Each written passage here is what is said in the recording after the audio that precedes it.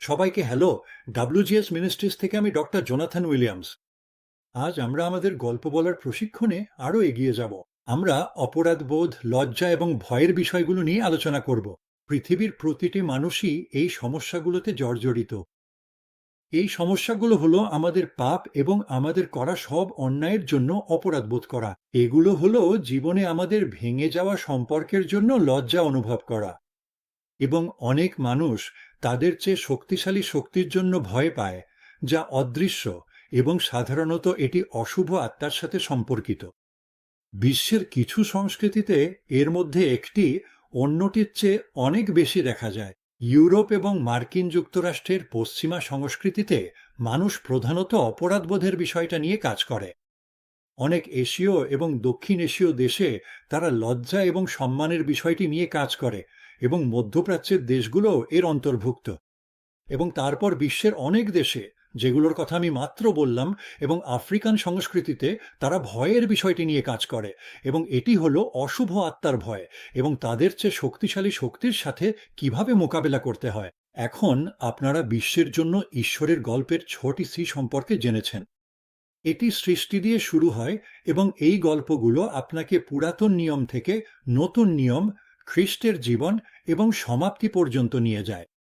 যাই হোক, আমাদের গল্প বলার পরিচর্যায় আমরা শিখেছি যে 3টি সূচনামূলক গল্প দিয়ে শুরু করা সহায়ক। এই গল্পগুলোর প্রতিটি যীশু খ্রিস্টের জীবনের একটি পর্ব নিয়ে, এবং সেগুলো মানুষের শোনার জন্য বেশ রোমাঞ্চকর। একদিন আমাদের দলের একজন সদস্য একজন হিন্দু পুরোহিত এবং তার স্ত্রীর বাড়িতে আমন্ত্রিত হয়েছিলেন। হিন্দু পুরোহিত গল্পটি শুনছিলেন এবং তার স্ত্রীও শুনছিলেন। এটি ছিল সেই মহিলার গল্প যিনি যিশুর চরণে কেঁদেছিলেন এবং কিভাবে তিনি যিশুর কাছ থেকে ক্ষমা পেয়েছিলেন।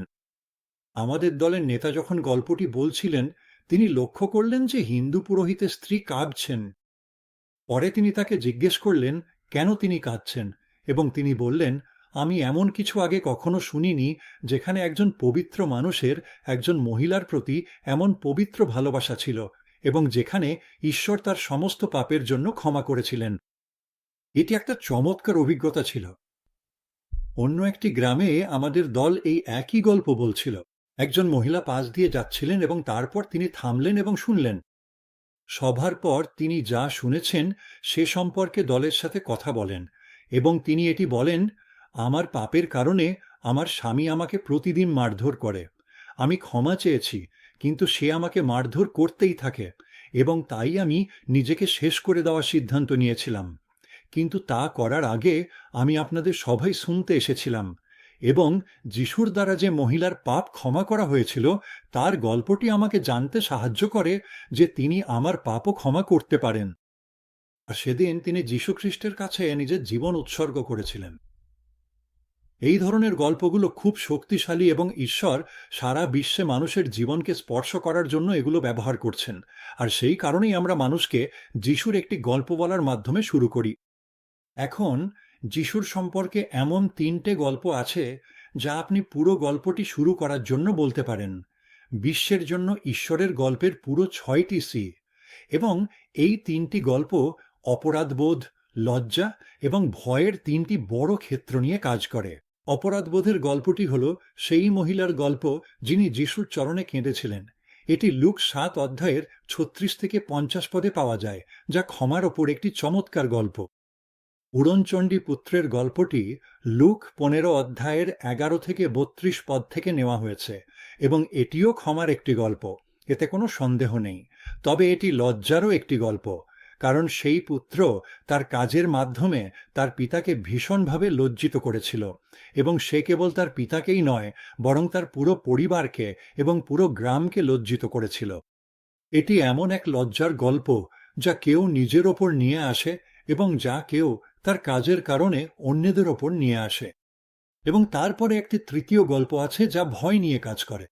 এটি হলো ভূতগ্রস্ত সেই ব্যক্তির গল্প যা আমরা মার্ক 5 অধ্যায়ের 1 থেকে 20 পদে পড়তে পারি, এবং আমরা এই গল্পে জোর দিই যে সমস্ত কিছুর ওপর যিশুর পূর্ণ কর্তৃত্ব রয়েছে, যা আমরা দেখি এবং যা আমরা দেখি না। যিশুর সেই সব কিছুর ওপর কর্তৃত্ব রয়েছে। তো এই হলো সেগুলো। বিশ্বের 3টে বড় সাংস্কৃতিক চালিকা শক্তি এবং যিশুর জীবনের একটি গল্প যা তাদের প্রত্যেকের জন্য প্রাসঙ্গিক। তাই আমরা যিশুর সম্পর্কে একটি গল্প দিয়ে শুরু করি যা রোমাঞ্চকর এবং যা মানুষের হৃদয়কে স্পর্শ করে, এবং তারপরে আমরা আমাদের লোকেদের এই রকম কিছু বলতে শেখাই। এই চমৎকার মানুষটি সম্পর্কে আপনাদের বলার মতো আমার কাছে আরও অনেক গল্প আছে। যিশু কিভাবে মানুষকে ক্ষমা করেছেন, অসুস্থদের সুস্থ করেছেন, অন্ধদের দৃষ্টি দিয়েছেন, মানুষকে অশুভ আত্মা থেকে মুক্ত করেছেন, সে সম্পর্কে অনেক গল্প আছে।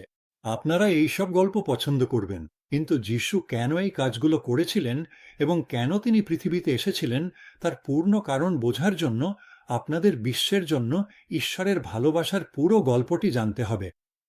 এবং তাই আমি আপনাদের বাড়িতে বা আপনাদের গ্রামে আসতে চাই। যেমনটা হতে পারে যখন আপনারা মানুষের সাথে কথা বলছেন, তবে আমি নিয়মিতভাবে আপনাদের কাছে আসতে চাই এবং আপনাদের এই সব গল্প বলতে চাই, যাতে আপনাদের বিশ্বের জন্য ঈশ্বরের ভালোবাসার পুরো গল্পটি বলতে পারি। আমি কি এটা করতে পারি?